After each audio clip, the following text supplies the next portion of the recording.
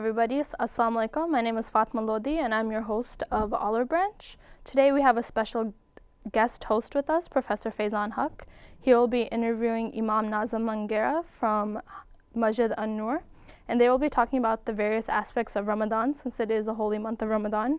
And they will be talking in the first two segments, and in the last segment I will be talking with Dr. Rifat Sadiq from WNY Medical, who will explain the various health aspects of Ramadan. And we hope you enjoy the show, and please stay tuned. Assalamu alaikum. Fatma, thank you for the introduction. We have this program for you in which we are going to speak about fasting in Islam.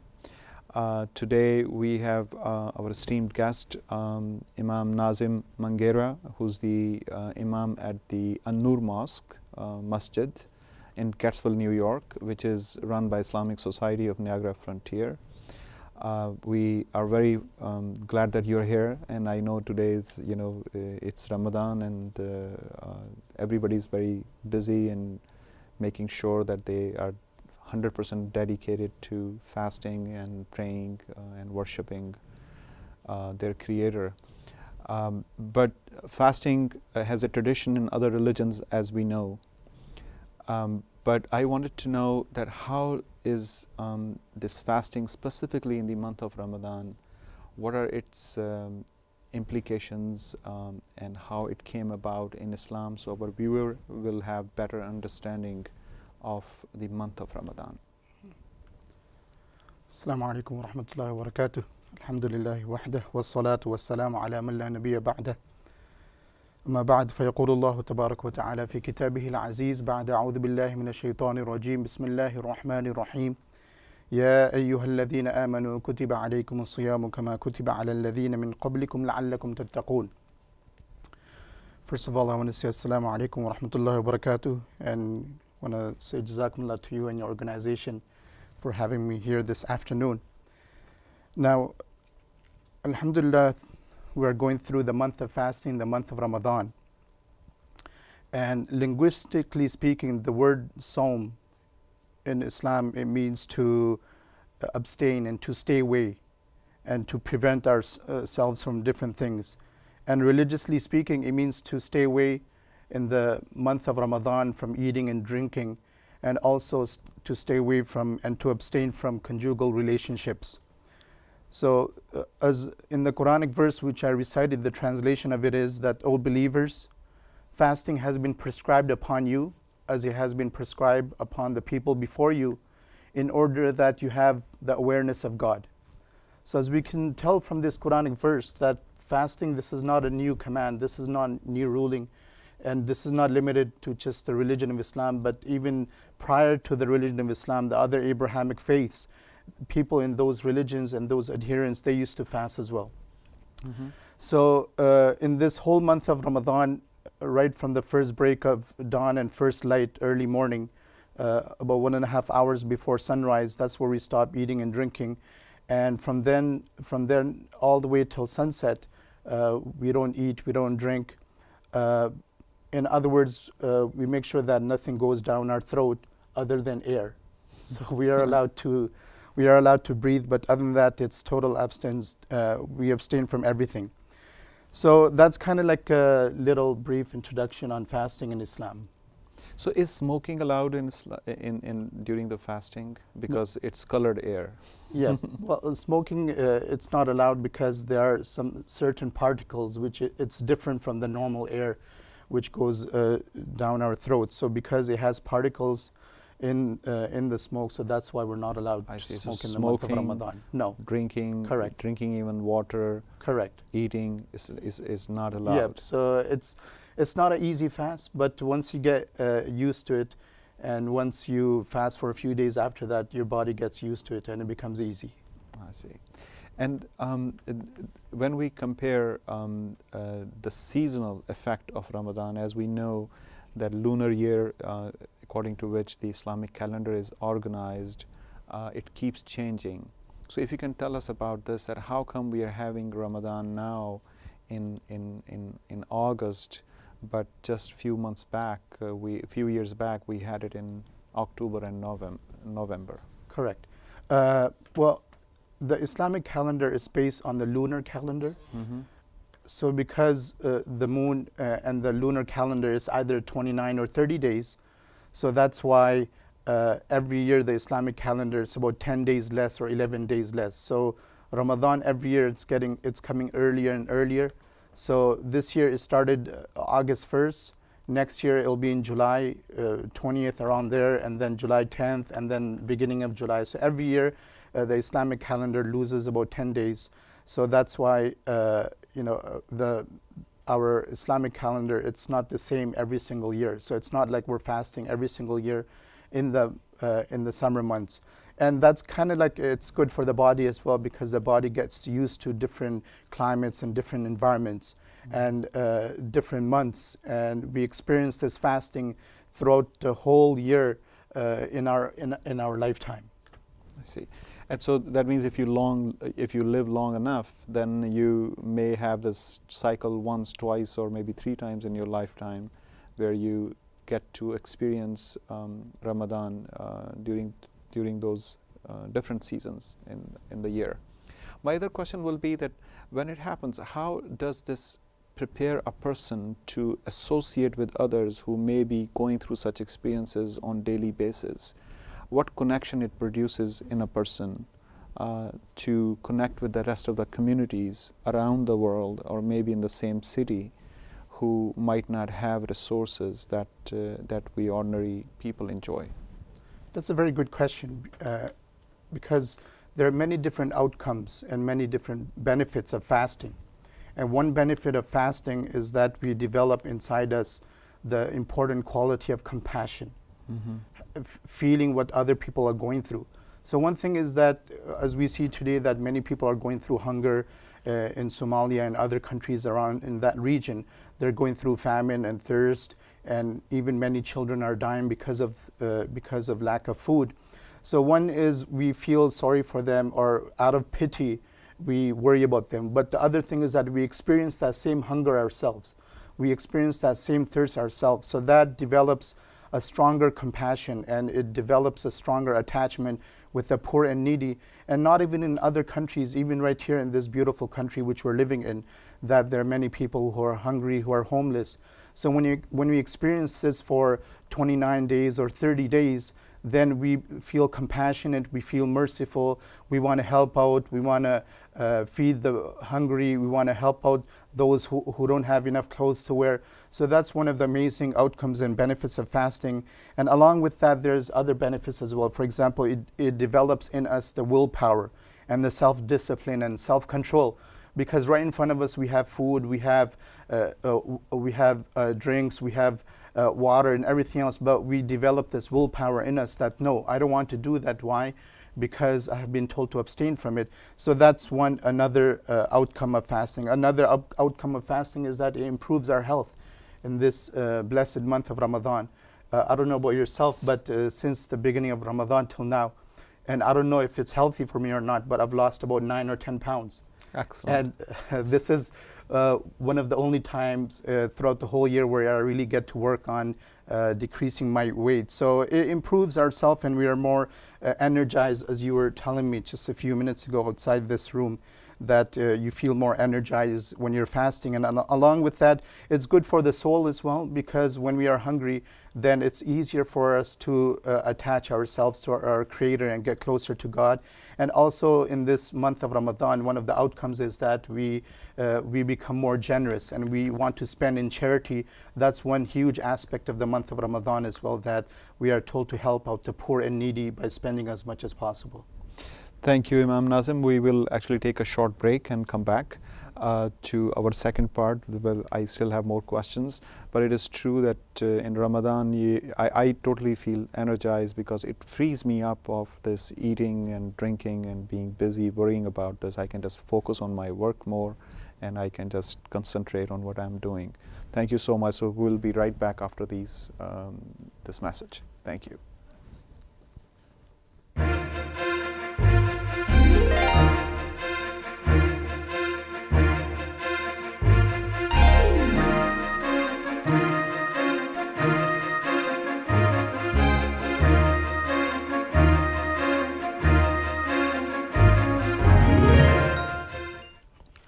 welcome back again. We are with Imam Nazim Manghera from Islamic Society of Niagara Frontier, their mosque, their masjid at An-Nur Mosque at Haim Road. And once again, thank you for joining us. We are speaking about fasting and month of Ramadan. Are there any specific prayers or special prayers that Muslims do during this Ramadan? Is there a special timing where we see a lot of people rushing to the mosque and trying to say their prayers? That's a good question. That in this blessed month of Ramadan, we try to make sure that this beautiful month, it affects us in as many aspects and as many areas of our life as possible. That there's 6 primordial foundations or areas of life, that if we take care of these 6 aspects of life, then we'll have a peaceful, we'll have a successful life in this world. And those 6 are number 1, financial, social, physical, spiritual, mental, and family. So we want to make sure that the month of Ramadan affects us in all these 6 different aspects of our day-to-day life. And I'm not going to go into the details of how the month of Ramadan should be affecting and influencing these 6 areas of life. But what you mentioned, that when is it a time when a lot of Muslims are rushed to the mosque and come to the mosque? Usually on the weekends at the mosque we have open breaking of the fast. We have what we call the iftar. More than 300 people, about 400 people come and break their fast at sunset, and then about at 8:30. And then along with that we have the night prayers. So every single night of this blessed month we get together about at 9:30 or 10 o'clock, and the time keeps on changing every 10-15 days.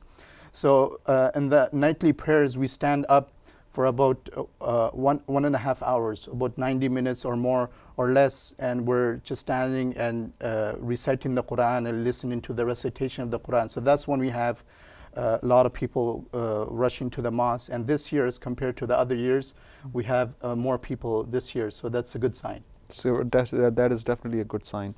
And what is special about the last 10 days of Ramadan? There is an understanding that the whole month of Ramadan is kind of divided in 3 parts, and each part is specifically identified as a part where the special sorts of blessings are there. So if you can please tell our viewers about that, then how does that work? Yeah, the last 10 days of this blessed month, it holds a special significance because Prophet Muhammad sallallahu alaihi wasallam was narrated by his beloved wife Aisha radiallahu anha in different narrations that he would exert himself and he would make more effort in these last 10 blessed nights as compared to the previous 20 nights. Aisha radiallahu anha says that قالت كان رسول الله صلى الله عليه وسلم إذا دخل العشر أحيا الليل وأيقظ أهله وشد المئزر متفق عليه. That he would spend the night in worship, he would wake up his family, and he would strive in worship. But the literal words mentioned in this narration is he girded his loins. And that's a metaphor, and the better way of understanding that in this American culture is that when we say that let's roll up our sleeves, we want to do something difficult, or we want to exert ourselves more than usual. So similarly, the Prophet ﷺ would spend the last 10 nights of the month of Ramadan and the last 10 days worshiping God much more than the previous nights. So, and mention another narration that Aisha radiallahu anha, she says that the Prophet ﷺ worshipped in these last 10 days in a way that he did not strive at other times. So these last 10 days, that's where you want to, have that extra push. Just like how somebody's racing the 100 meters, and the last 10 or 20 meters, that's when the person wants to exert all the pressure they have, all the strength and power they have, energy they have to win that race. So similarly, in these last few days of this blessed month, we want to do as many good actions and good deeds as possible. So that's why these last 10 days, they have a special importance. And there are different things which we could do. And maybe if I could go through some of the things please do. Which we could do in these last 10 days. So one thing which we could do to maximize these last 10 days is take a vacation from work. That just how we take vacation from other different activities of our day-to-day life. Similarly, to get closer to God, we should take some days off if not the full 10 days, at least some days to worship God in a much better fashion. And then we should try to, throughout the whole year, we should try to complete the recitation of the Quran from cover to cover at least twice. But at least in this month, we should try to complete it once. So the last 10 days, that's a good opportunity for us to complete the recitation of the Quran. Also, we should take our families for the Taraweeh prayers, because we have a lot of people coming to the mosque at night, and it's a good social activity as well, and it's good for the family. Imam, I'm sorry I'm interrupting you, but could you please tell our viewers what is Taraweeh prayer? Because you just used a new word, so I wanted to make sure they understand. Taraweeh prayer is the nightly prayer which we had discussed in the first segment, where the whole community comes to the mosque and we stay in the mosque for about 90 minutes or longer, standing up in prayer. So we could bring the whole family for that activity as well. And also what we could do is that we could attend the Quran completion night. This is the night where we complete the recitation of the Quran and the whole community is there and the long supplication is made as well. So we could do that as well. In these last 10 days, if we have not been charitable as of yet, we could be charitable, help out the poor and needy. We also take out the Sadaqatul Fitr. This is an amount which we take out for every single person in the family, about $7 prior to the ending of this blessed month. And we try to pass it on to the poor and the needy one, so that our fasting is accepted, and also so that the poor and the needy people, they can enjoy the last day of this blessed month of Ramadan and the day following it, which is the day of Eid. So these are some of the things, important things which we could do, and also to search the Laylatul Qadr, the night of power, which is so virtuous, which is better than 1,000 months worshipping on this night. So we can try to get this blessed night as well in these last 10 days. Since we are dealing with our viewers, some of them know a lot about Islam and some of them they don't know much. What is Laylatul Qadr and why it is called the blessed night? And if you can give us some more details. I know this is a huge topic for you, but we have a couple of minutes and we would like you to summarize it for us so we can understand that better. Yeah. Laylatul Qadr, it means the night of power, or the night of respect and honor. This is a night which is granted to us, that if we worship on this blessed night, then it's better than worshiping 1,000 months. And one reason why we have this blessed night is because the people in the previous nations, they had really long lives, and they would live for hundreds of years. And we know that we don't live that long. So Prophet Muhammad was informed about this, and he was asked by his companions that what do we have in place of this.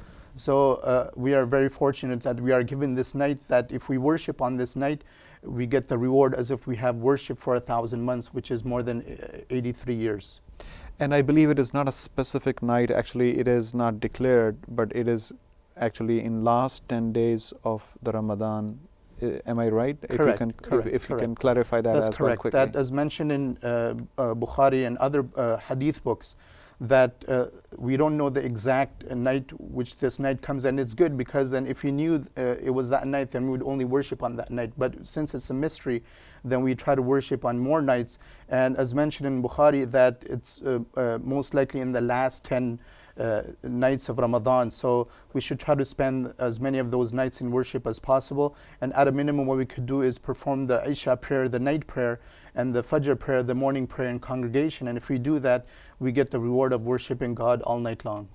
Thank you so much, Imam Nazim. Jazakumullah khair, as we say. May Allah reward you and God reward you for your effort to come here during Ramadan and talking to us and educating our viewers and letting them know and making them more aware of Ramadan and the blessings of fasting. Thank you. And in next segment, we have Fatima, who will be talking with Dr. Siddiq about Ramadan. Thank you so much. Welcome back, everybody. My name is Fatima, and I'm here with Dr. Siddiq from WNY Medical, and she will be talking to us about the various health benefits of Ramadan. Thank you for joining us, Dr. Siddiq. Thank you. Now, a lot of people, if they're non-Muslims looking at our religion, they're probably wondering, how can somebody fast consecutively for 30 days? Isn't it dangerous? Is it good for their health? Isn't it detrimental to their health? What would you say to address those concerns? Actually, yeah, it's an everyday question to me. How could you do that? Yeah. My goodness, 30 days. and the fast is like almost, some days are 16, 17 hours. 16 hours. 16 there's hours? 16 hours this year. So it's not easy. especially in the summer. Now that's the summer. It's a very, but I tell you one thing, it's not that difficult. 60% of our body has water. Okay. We are 60%, we are water. And naturally we have a lot of reserves. If we can survive for 15 days without eating and drinking anything. So we do have reserves, number one. And number two is it's all matter of mind. Okay. Mind plays, mind actually lead your way. So you can, answer to your question is, yes, it is tough, but it's doable, and it's actually give you learn how to control your body and mind. Now, is it good for all ages? Because some kids do it when they're 10 years old, and elder people do it when they're like in their 60s. Is it healthy for all ages? Younger, I think there is a recommendation that the children under certain age shouldn't do that, but it's optional if they want to do it, or they can do it half a day for the trial basis, and then they can, I think 10 and 11 or 12 years onward they can fast. The people who are older, some 60s is like considered young these days. I see every day 90 years old or 100 years old patients. But even the younger people who are sick, who are feeding, the girls or young ladies who feeds their children, or pregnant women, or people who are traveling, they are exempt from this. So it's not like you have to do it. There are some conditions. So suppose I'm fasting and I get sick, so I have to break the fast. So a lot of there's a lot of studies that actually say that there's a lot of nutritional benefits from fasting. Can you explain what they are? What happened is, like, I did a research project a few years ago. I did take 30 people, not patients, and I did check their cholesterol and sugars a week before the fasting month started, and then I did the end of the month. I did check their cholesterol level and their sugar level, and then I did it afterwards. So during the month of fast, end of the month, their cholesterol was better, their sugars were better. So there is a health benefits to that. You actually, your body is consuming less, so your cholesterol levels get better. You lose weight. If you lose weight, your blood pressure gets better, so you end up taking less blood pressure medications. So this is a major health benefits. You actually, it's a disease prevention, in other words. Well, it can go both ways, right? People can either lose weight or they can gain weight in Ramadan. How does that work? You have to eat smart. I lost 6 pounds, so I'm very happy. It's hard to lose 6 pounds at this age, but I think you stay away from fried food, because it's a big feast. Everybody makes like all kind of healthy, all kind of different foods, mostly the fried. So stay away from fried foods. Eat healthy, lot of fruits, vegetables, and you will really, believe it or not, you will lose weight. Yeah. So there's 2 main meals usually during Ramadan. It's called suhoor, for you eat before in the morning before you begin your fast. What foods would you recommend to eat at that time to last you for about 16 hours? I would recommend milk, yogurt. They are very good, and also they are very nutritious. Egg is so good. You can have 1 egg, glass of milk, and couple of pieces of bread.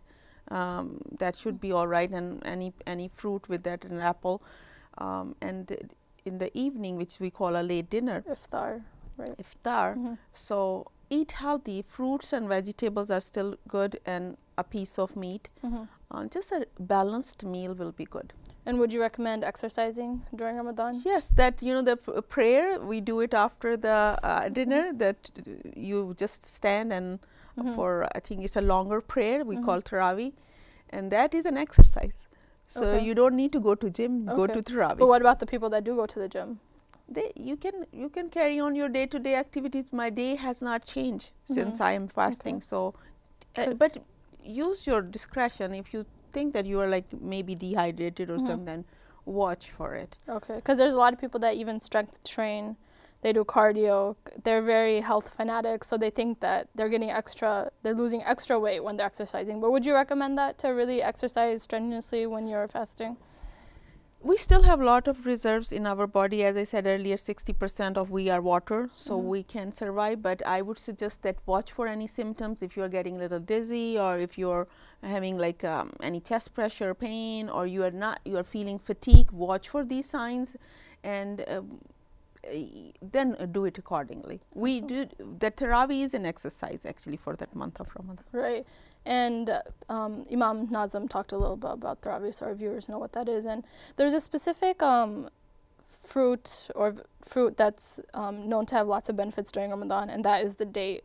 So can you please explain the benefits of eating dates? Date is a full meal actually. Date, if you eat like 2-3 dates, that actually is serve the whole meal. So that is a very nutritious food in month of Ramadan, and that's why it's recommended.